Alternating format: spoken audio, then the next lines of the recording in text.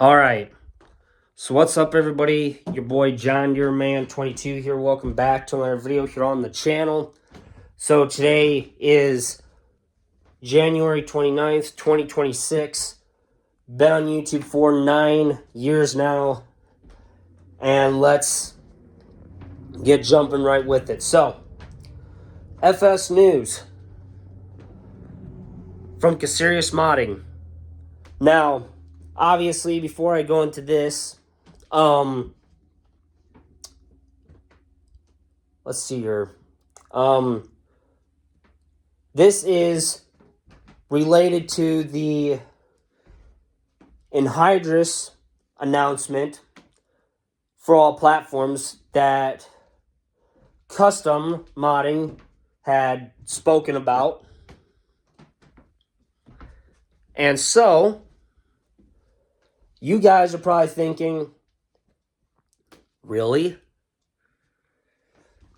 How is this news that Caserius Modding gave us, how is it related to what Custom Modding gave us? Well, we are getting a Case IH 955 Nutritil Enhydrus applicator.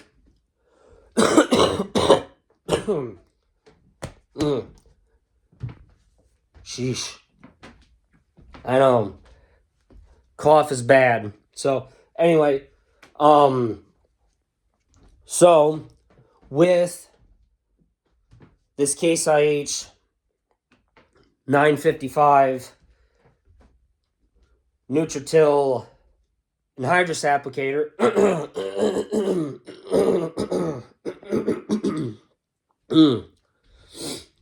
there, hoofta.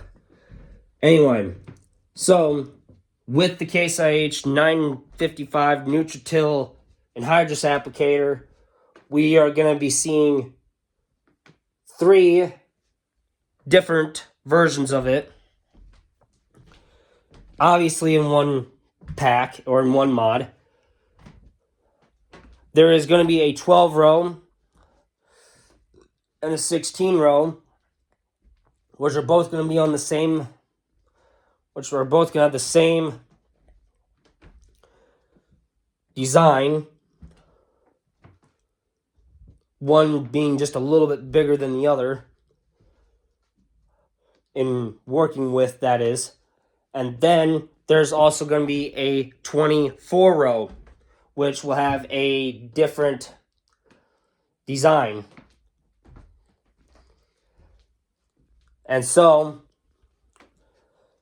a lot of people have commented already on the post that Caserius Modding released about the Enhydrus applicator, wondering if there is going to be Enhydrus tanks small enough for that applicator.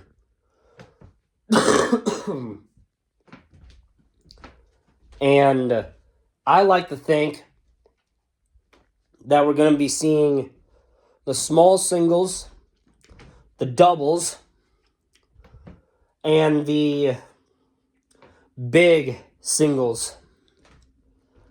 Not also that, but we probably could be seeing like tandem hookups too, where you hook 2 small Enhydrus tanks together and the hose runs from one tank to the other, and allowing it to go a little bit farther. So, yeah. So we probably could be seeing some of those Enhydrus tanks for the applicator. Anyway, so we were all wondering what the horsepower would be for it. Well, I've been wondering that. And I've been thinking maybe the 12 row would be like 180 horsepower. The 16 row would be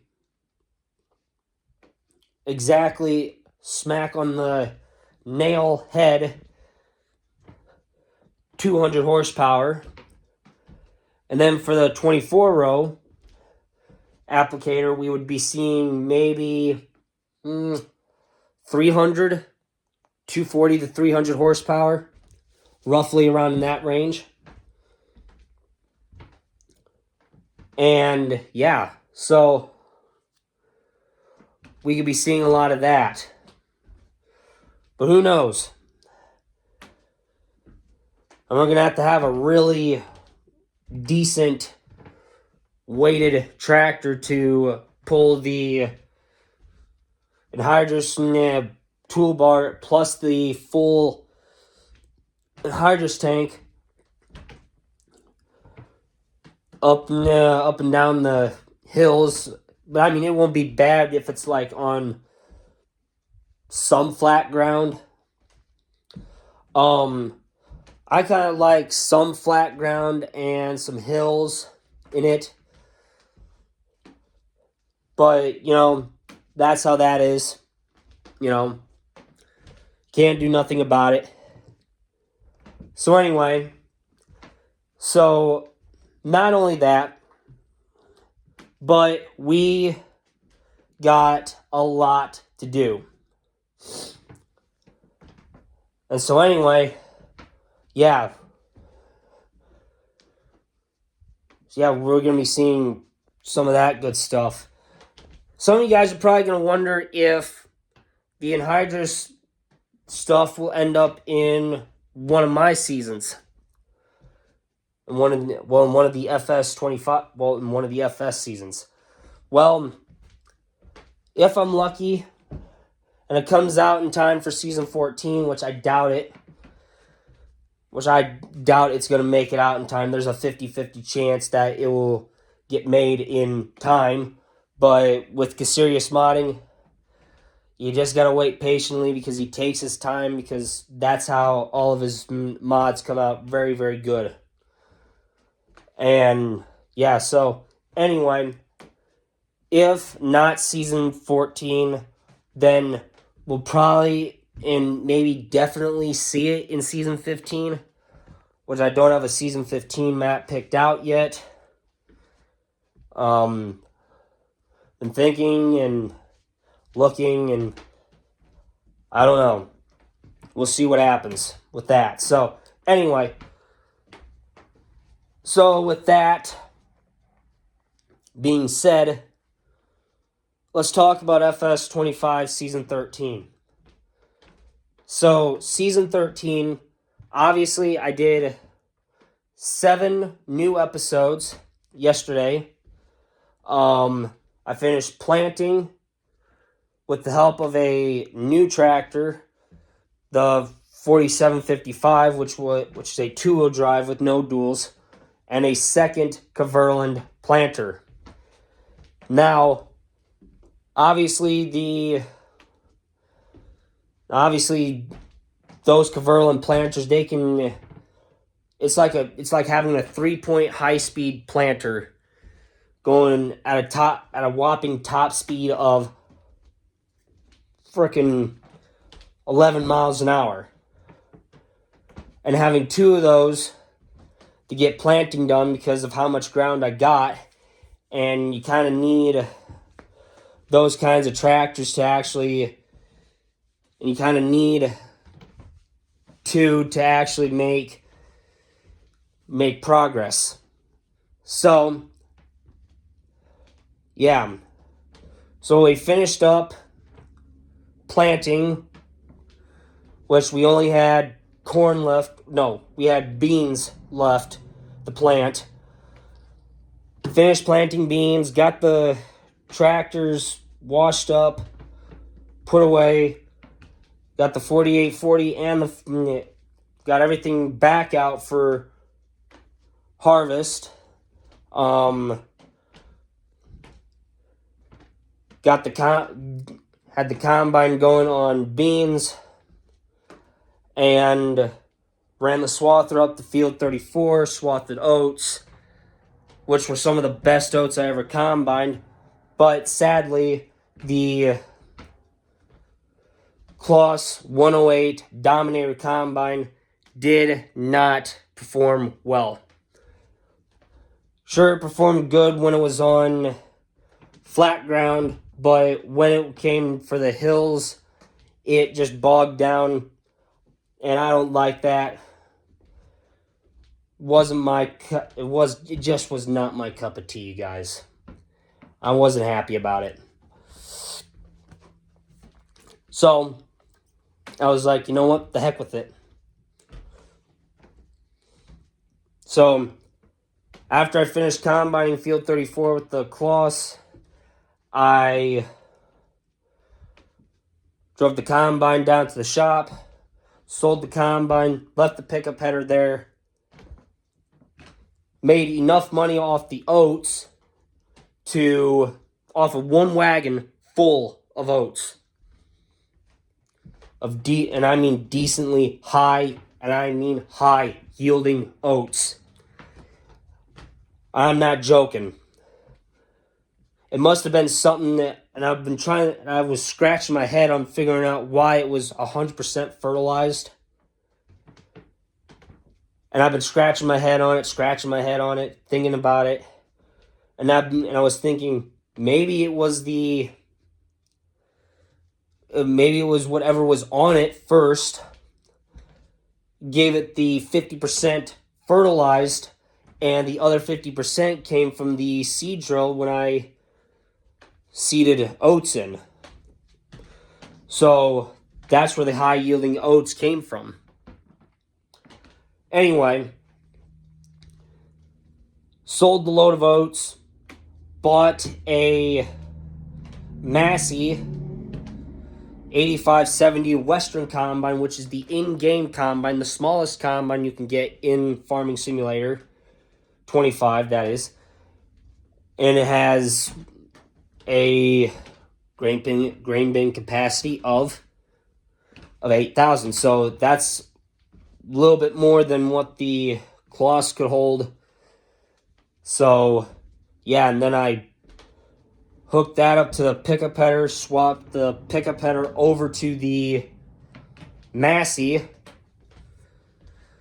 which was a Massey 400 pickup header. So now it matches the combine. So that's good.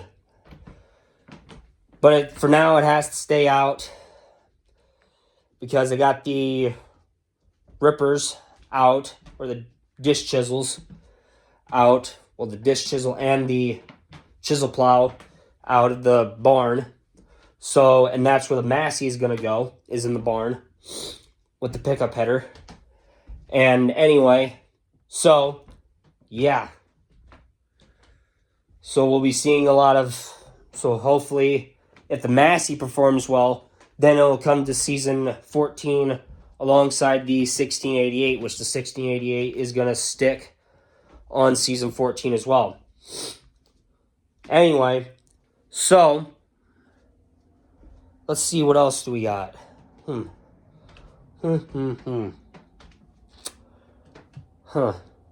Come think, ladies and gentlemen. So in the middle of harvest, I had this idea, because after the high yielding oats dilemma, which wasn't a bad dilemma, it was a good one, and I thought, what if that dried up stuff was oilseed radish? Which, in this case, for those of you Farming Simulator geniuses out there that know what oilseed radish does when you plant it and then rip it up again after it's ready to be field cultivated under, it's a fertilizer. Basically, it's like a cover crop. Basically, so basically, you plant that and you field cultivate it after it's fully ready to go and ready to get tilled under, which the fields would probably have like a green greenish brownish look to it when it's on there, and that ends up giving you a yield boost of 50%. Then all you have left to do is end up putting your crop in afterwards with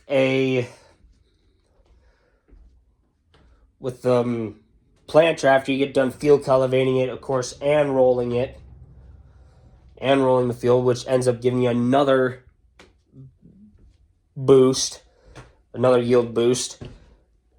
And yeah, and then you just end up putting your crop in the ground, and away you go. Which obviously, yes, all the fields will end up having oilseed radish put on them. And obviously, yes, it'll be I'll be planting during the winter months as well, trying to get that all incorporated into the ground. So that way when springtime hits and it's fully ready to be field cultivated under, then we'll run the field cultivators across it. Then we'll run the rollers behind it, and then the planters. So, yeah. So we'll see how that goes. But anyway, with that being said, that I believe is going to do it for today, you guys. I will see you guys all tomorrow. And stay tuned. There may be a part 2 to this. But as always, thank you guys so much for watching. And I'll see you guys all tomorrow. Later, you guys. Stay safe with everyone. Bye.